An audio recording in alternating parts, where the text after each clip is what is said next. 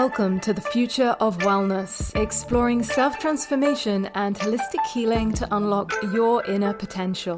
Hosted by Christabel Armsden and Keith Parker. Hello and welcome to this Spotlight episode. Today we're going to be talking about energetic differentiation and energetic communication. Perhaps one of the most important areas or common areas of interest in people learning to explore the realm of subtle sensing and energy healing is the idea of energetic exchange, energetic hygiene practices, or this fear of empathic overwhelm. Put simply, learning how to cultivate and better understand where you end and where others begin. This topic is reflected commonly in trainees through a broad range of questions and concerns. How to practice good energetic hygiene, how to protect oneself from other people's energy, fear perhaps of taking on others' energy in a healing exchange or even in day-to-day life. This can be particularly relevant when we consider our close relationships, such as our partners or parents, where we can become entangled. As research from institutions such as HeartMath continues to develop and support what those who are psychically sensitive have perhaps always understood, there is a growing interest in understanding the subtle dynamics of energetic communication or energetic exchange, both in personal development and relational contexts. This approach of energetic wellness, we might say, is an area that is going to become increasingly prevalent as we move into more subtle and sensitive relationship to this existence of the human aura or biofield, and start to better understand the impact of subtle and not so subtle energetic exchange or communication that takes place between ourselves and others. Firstly, I'll open with some context. The concepts, say, of sympathetic resonance and morphic fields are fascinating when exploring the dynamics of energy and communication. Sympathetic resonance refers to the phenomenon where two systems in proximity and having a similar vibrational frequency resonate together. So on a piano, say, this happens when a note is played and the sound waves cause the other strings tuned to the same or related harmonic frequencies to vibrate, even though those strings haven't been struck. This principle mirrors sympathetic resonance in energetic terms. So just as the piano strings resonate with similar frequencies, people or systems resonate when their energy aligns. This can happen between individuals or in a larger group setting. When one person achieves a certain energetic state or emotional state, such as calm or coherence, then others nearby can pick up on that vibration and begin to resonate to it. This is often why someone's calm energy can bring peace to a room. This principle is closely tied to HeartMath's research on heart coherence and the electromagnetic fields produced by the heart. So in studies by HeartMath, negative emotions such as anger and anxiety or negative thoughts actually caused erratic or imbalanced heart rhythm patterns. So the patterns of participants who activated positive and sincere feelings such as compassion, appreciation, or love quickly became smooth and balanced. So in short, when individuals actually achieve coherence, their field is able or can influence others and creating this shared sense of calm or alignment. On the flip side, of course, this is also why stress or anxiety in one person can trigger stress or anxiety in others.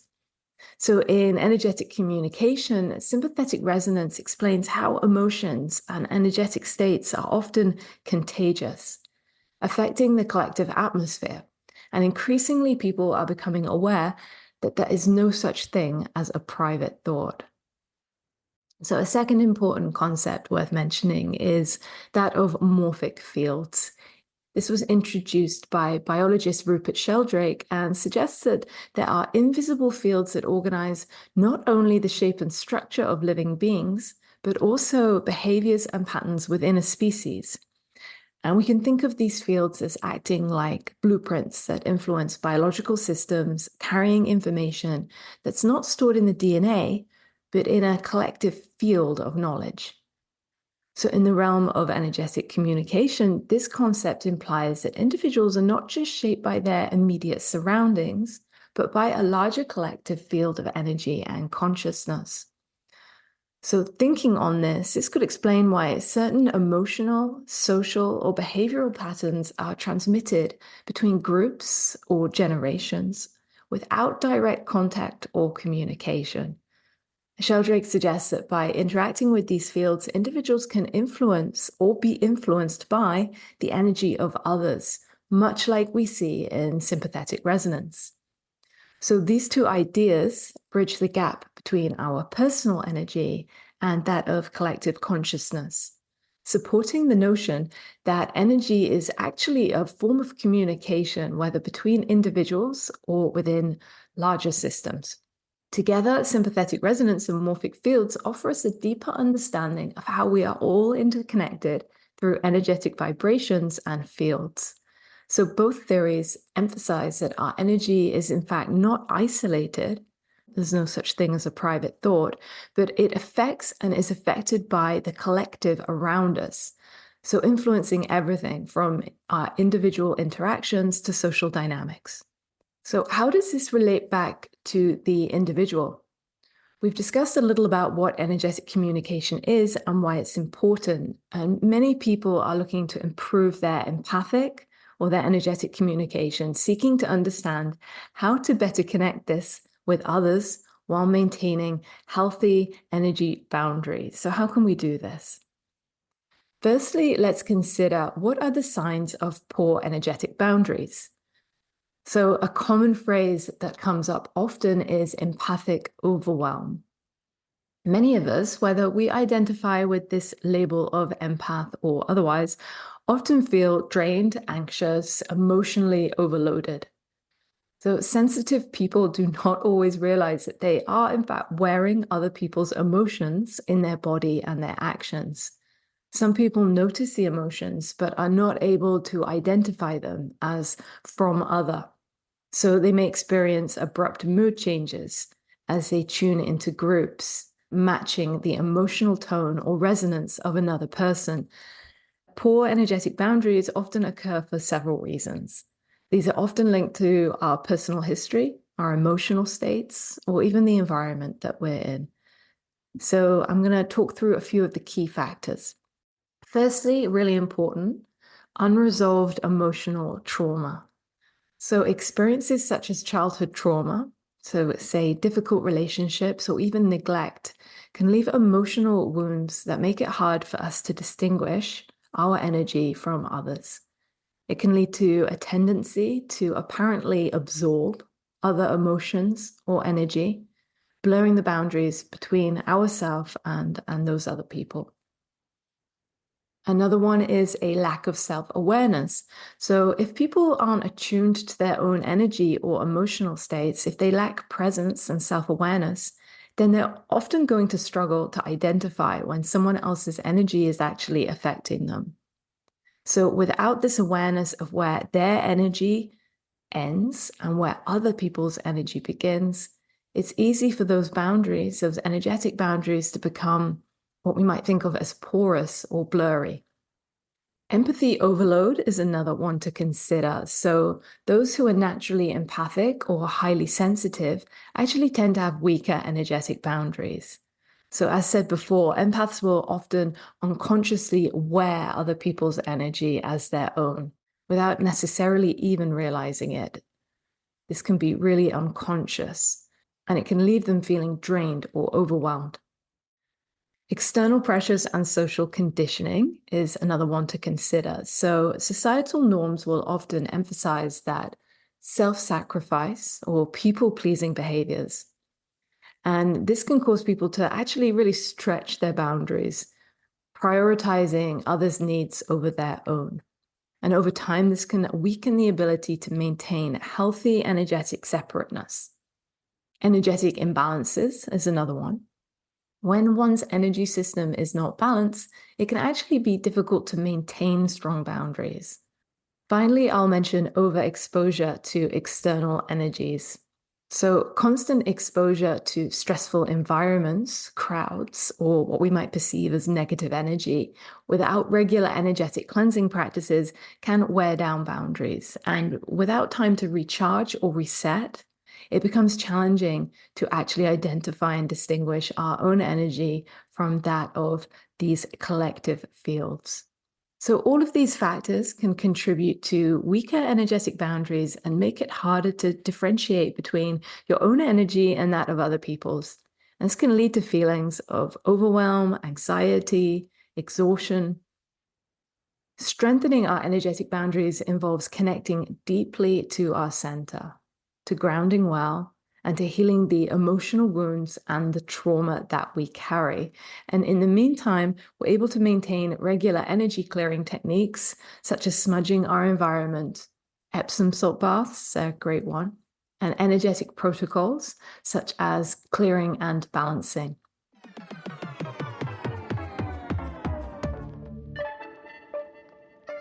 A brief pause to thank you for listening to this episode. If you're looking to take the next step in your transformation, find out how we can support you with our popular energy healing training, one-to-one private sessions, free resources, and more. Visit energyfielddynamics.com to learn more. Our next consideration might naturally be how to better differentiate our own energy from that of others. So particularly in the high energy environments we discussed earlier, or for those who are particularly sensitive to other people's emotions. Learning how to create clear boundaries is absolutely key. And primarily, this is about grounding and returning to our center. A key point to note is that when we are feeling other people's energy and feel like they are up in our field, to really note that we are also up in their field. So poor boundaries work both ways. If you're someone who regularly feels as if other people's energy is flooding your awareness, the balance to this is that your own boundaries will actually be really quite ill-defined. And you will have a habit, whether it's consciously or otherwise, of leaving your own center and groundedness in order to go to them, to feel into what others are experiencing over in their space. So when we're enmeshed or entangled with other people in this way, our energy, our emotions, our intentions, and theirs actually become intermixed. So we lack clarity and we lack a sense of sovereignty. The point is that nobody's energy can hang about in your space, or we might say stick in your aura, unless you hold onto it in some way. What is not often discussed in the world of empaths and energetic sensitivity, and I'd really like to stress here, is the importance of taking responsibility.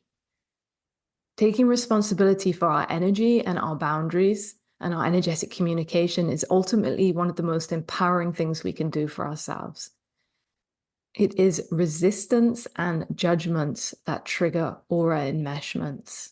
So the answer to these boundary blips is to change yourself by addressing the polarity or the resistance factor in you and the consequential stickiness that attracts or holds that energy in your aura.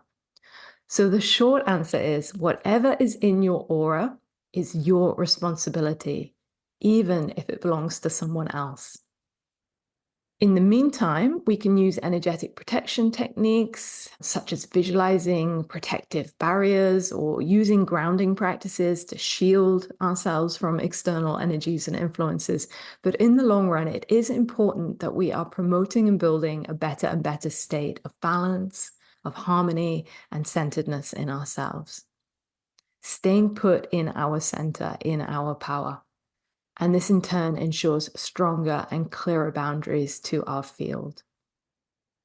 Another common fear which arises in this area over and over again is, how do I present myself from absorbing other people's energy? And I'd really like to return to this idea that our sensitivity And I do believe everybody has excellent sensitivity, whether it's heightened and overstretched, like we might see in people who take on the label of empath or empathic. The sensitivity is our superpower, especially in the world of energy healing or holistic healing practices. Questions often arise in these areas around preventing energy absorption, particularly those who are empathic or sensitive. And at Field Dynamics, we have a saying, nothing sticks without Velcro. And this simply means that if we feel we have absorbed another's energy or worry or anxiety, for example, what's actually happening is their anxiety or their worry has triggered our anxiety or our worry. This is the Velcro. And the good news is the more we can do, the more work we can do inner work to clean ourselves up and heal our imbalances, then the less sticks. So this is a very empowering way to consider our energy and our responsibility. We don't attract or attach to that which we have already worked through in ourselves. We may feel it, we may witness it, but it doesn't and can't hold traction in our system. It can simply be witnessed, it can be held, it can be seen, it can be welcomed, and it can move through freely.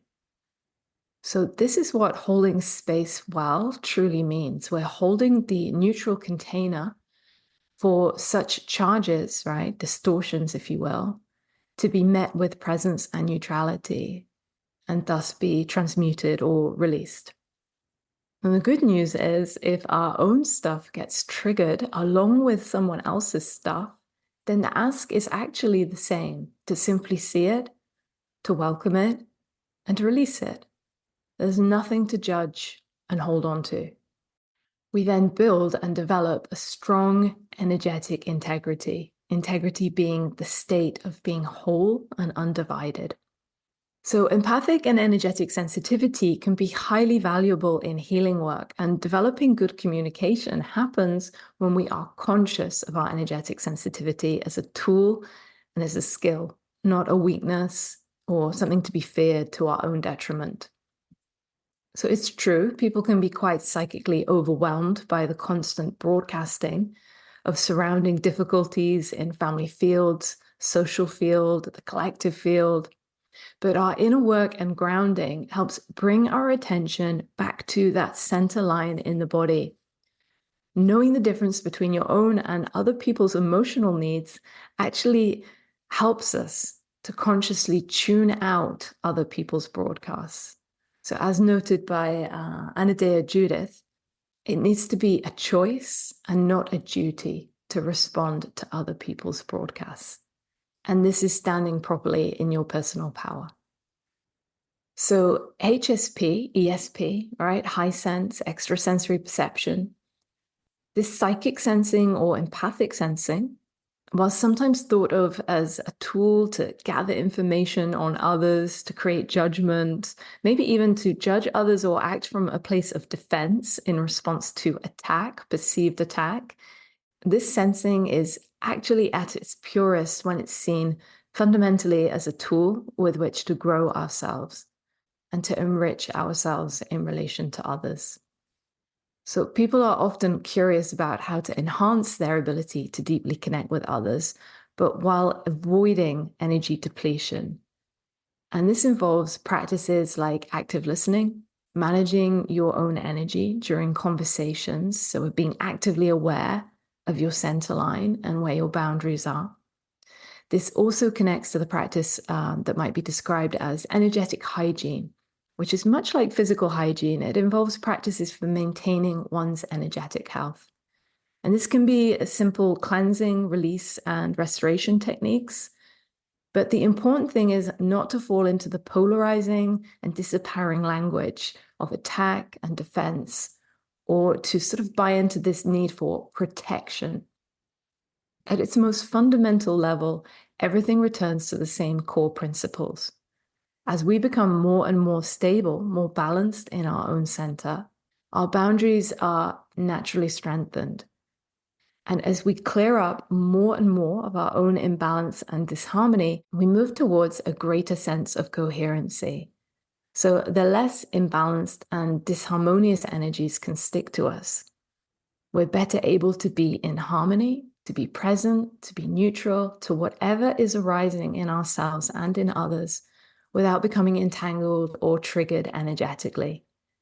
So the more committed you are to your own path of energetic health, embodiment, inner work, the more you anchor this energy into the world and inform the space around you.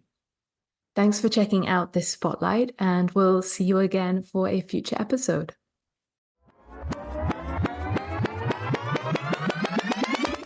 Thanks for being a part of the Future of Wellness. Be sure to subscribe and leave a review. It helps us reach more people and to make great episodes like this one. Learn more about field dynamics and why we think the future of wellness matters. Check us out at energyfielddynamics.com. See you next time.